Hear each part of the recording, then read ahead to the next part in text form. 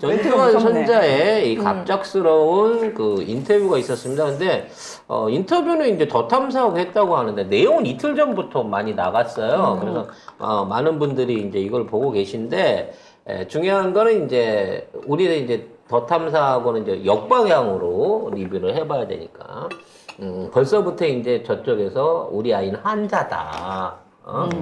정신적으로 이상이 있는 아이다 라고 하면서 이 증언에 대한 얘기에 대한 것들을 묻으려고 한다는 겁니다. 그럼 이제 지금 이 전우원 씨는 어떤 관계인 거냐? 둘째 아들인 전재용, 그러니까 박상아 씨의 남편이죠. 그 전재용 씨의 둘째 아들인 겁니다. 근데 이제 지금 둘째 부인의 둘째 아들. 그러니까 둘째 부인이 낳은 둘째 아들. 그러니까 큰 부인은 딸을 둘 낳고 둘째 부인은 아들을 둘 낳고 셋째 부인은 박상아인 거죠. 박상아가 딸을 둘 낳지 않았어요? 아니 큰 부인도 딸 둘 낳았다고 그러던데. 그러면 애가 총 몇 명이야? 뭐 구체적으로 잘 모르겠습니다. 근데 아무튼 이 친구가 이제 어려서부터 전두환 손자라고 하는 오묘 그 얘기들을 들으면서 살았는데 지금 살고 있는 게 이제 굉장히 힘든가 봐요. 그러니까 무슨 경제적인 문제 때문에 이게 됐다는 게 아니라 이 전두환이라고 하는 집안의 가풍이 이게 딱 보니까 그 우리 송중기 나왔던 그 재벌집 막내 아들 구조랑 똑같은 거예요. 그래서 진짜 그 전형적인 카리스마 휘두르는 이 전두환의 기세하에 밑에 있는 사람들이 그 드라마 안에 나오는 주인공들이랑 똑같이 살았던 첫 번째 부인은 애가 없답니다. 그러면 두 딸은 저희가 낳은 건가 보네요. 박상아.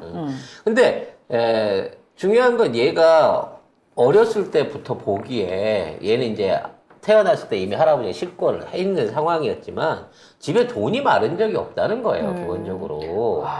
어제 얘기 39만 있었다는 건 말이 안 되는 거고, 식구들이 전부 골프 회원권이나 호텔 회원권들을 다 쥐고 있었고, 한 번 주말에 한 번씩 밥 먹으러 가면 보통 며느리들한테 몇 천만 원씩 용돈을 집어주고 애들 손자들 세뱃돈이 기본으로 1,000만 원일 정도였다는 겁니다. 초등학생 전 재산이 29만 원. 이게 29만 원밖에 없는데 돈은 그렇게 펑펑 썼다는 거죠. 그리고 특히나 놀라운 게 얘네 집안 자산들이 채권 형태로 보관이 돼가지고 그걸 가지고 엄청난 비자금들을 자식들한테 나눠줬다는 거예요.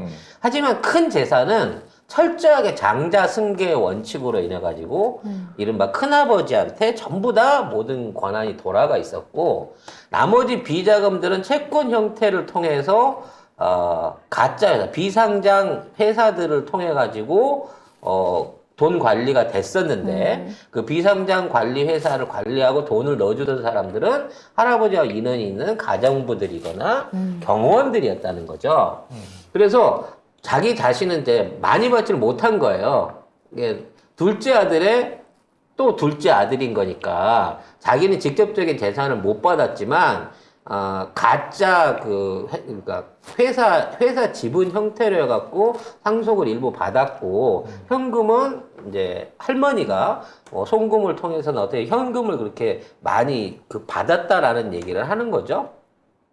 문제는 이쪽 집안에서 이런 방식으로 돈 관리를 해갖고 지금까지 쭉 내려온 거에 대해서 검찰이라든지 사람들이 구체적인 추적을 안 했다는 겁니다.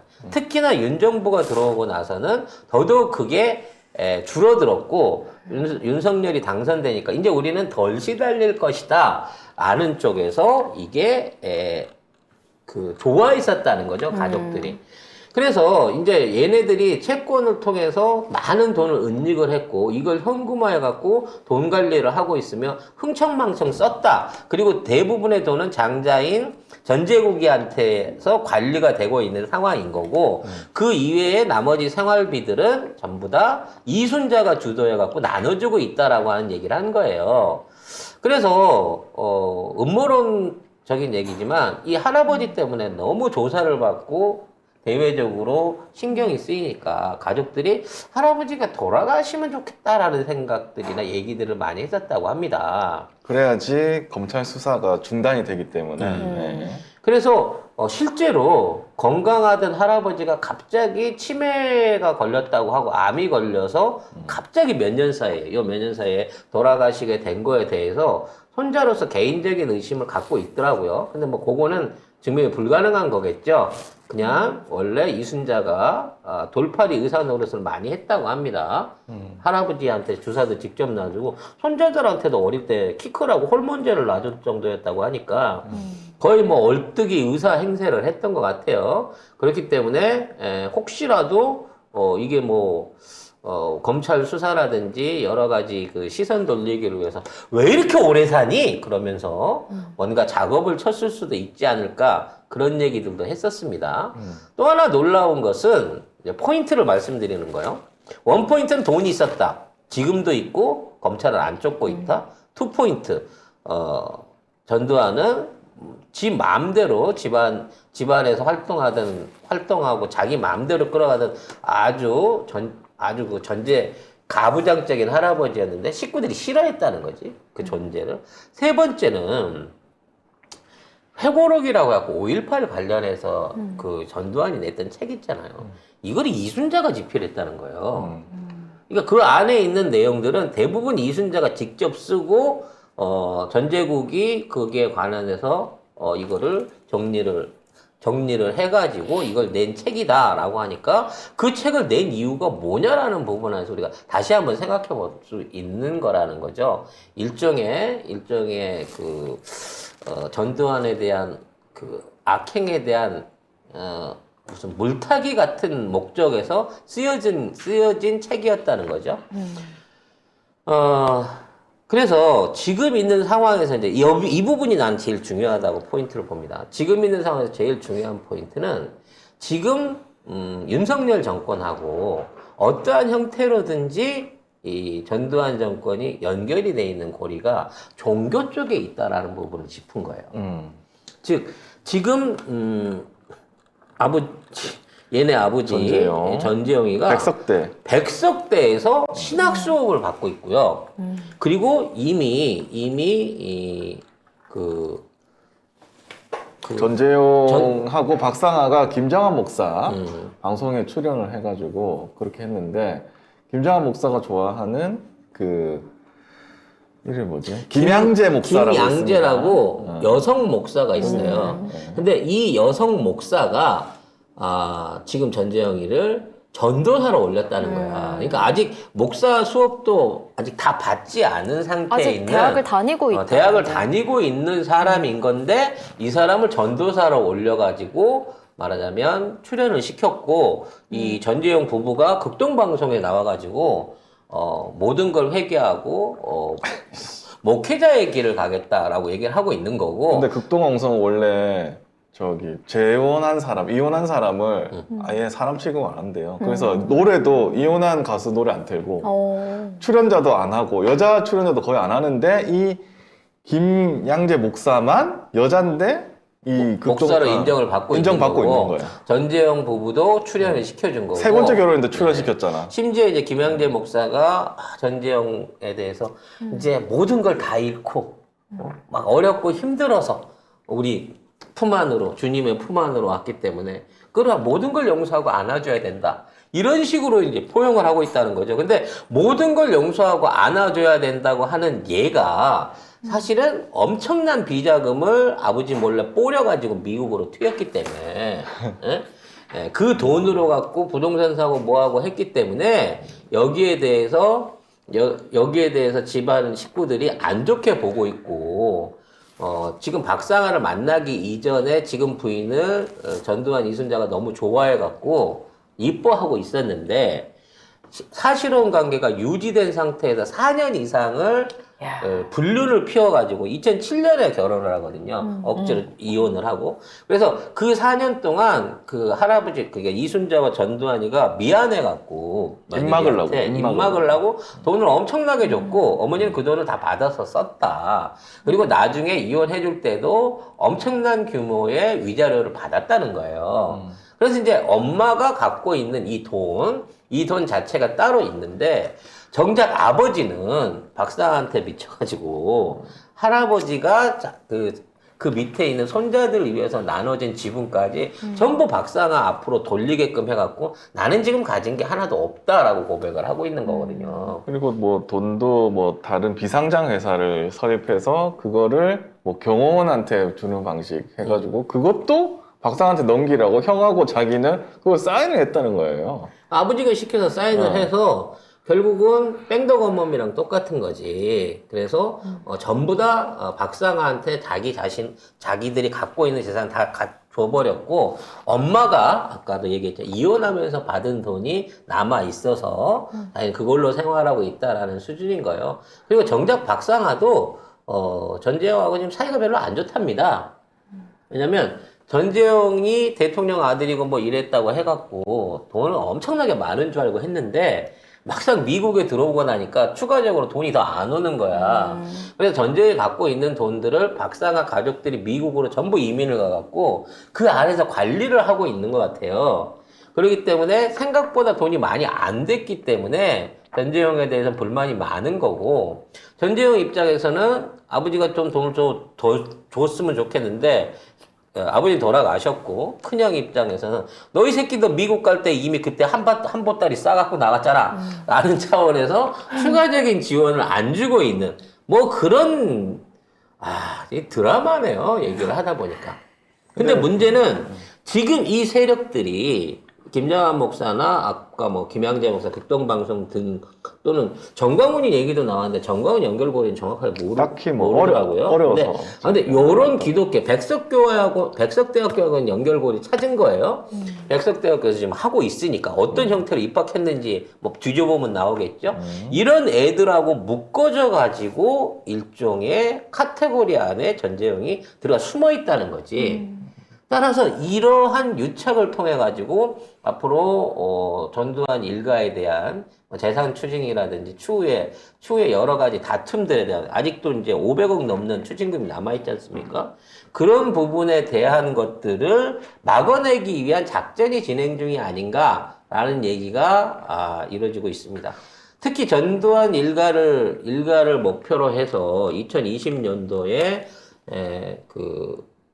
부정축제 재산에 대한 환수법이 국회에 계류가 있는데, 이게 단순하게 이제 여당보다 우리가 숫자가 많으니까 통과를 시킬 수가 있는데, 그걸 안 했어. 이거를 안 하고 있다는 거예요. 계속 2년째, 3년째죠. 왜 안 하냐 이거지. 이제 우리 쪽에 숫자도 더 많은데 역풍을 고려해야 되기 때문에 안 한다는 겁니다.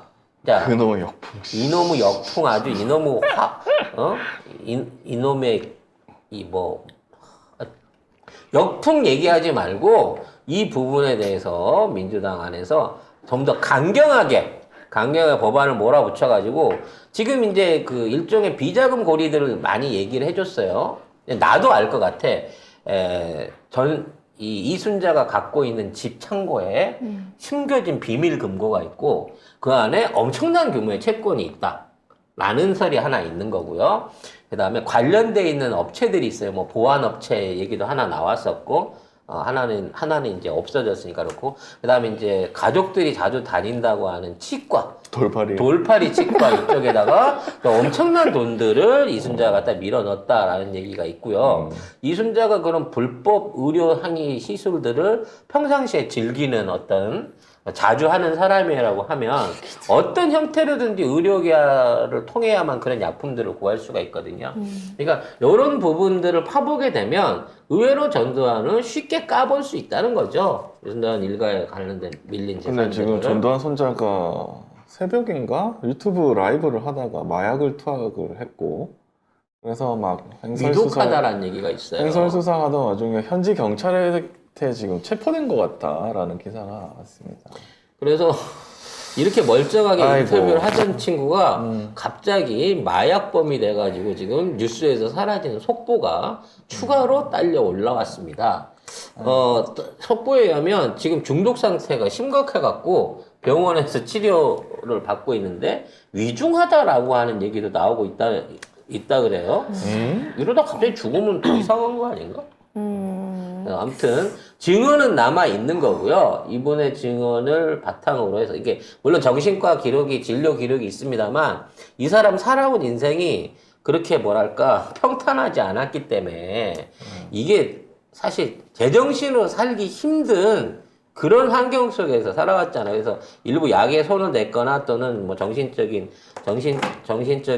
뭐 그 문제가 있을 수 있는 부분은 있겠습니다만 2시간이 넘는 이런 그 장시간의 인터뷰를 조리 있게 얘기했던 이 과정에 대해서는 완전히 사실무근이라고 말할 수만은 없는 부분이 있으니까 여기에 대해서 파보면 알겠죠.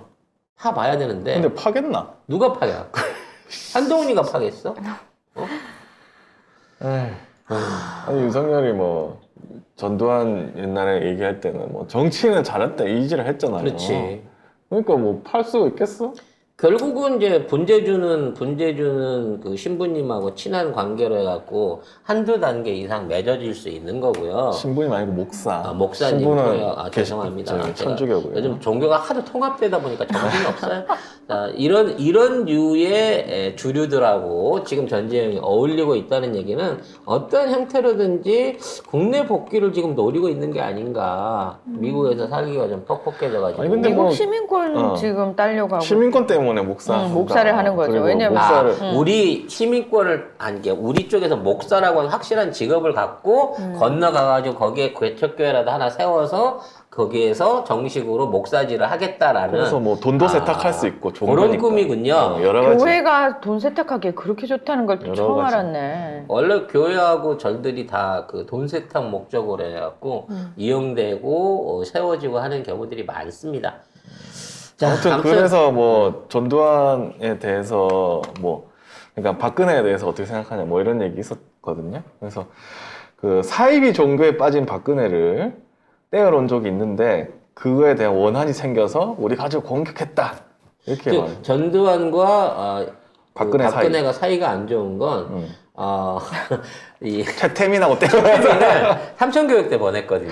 최태민의 사이비 종교라고 한 거예요 결국. 아니 그래서 실제로 구속을 시켜가지고 구속을 시켜갖고 강원도 어디다 해갖고 그 처바가 났다니까. 그러니까 박근혜 쫓아갖고 내놓으라고 난리를 쳤다 뭐 이런 얘기들이 있지 않습니까? 그리고 찐사랑인가? 응? 찐사랑인가? 아이고 참 아름답다 사랑 참. 네. 최태민 딸이 최순실. 최순실이죠. 네. 그럼 순실이가 우리 아버지 구해와 그래서 그랬을 수도 있겠는데. 엄마 아니야 그러면 최순실한테는? 아, 그 복잡해. 엄마 뻘이긴 하지 않나요? 아니, 호적으로 따지면 엄마지, 작은 엄마. 나이는 친구 아니에요? 나이는 친구 아니에요? 아, 어리지. 그러니까. 최순실이. 어리긴 한데 그래도 아니, 만열인가? 이 호적은 조선시대 호적만큼이나 법조파이기 때문에, 네.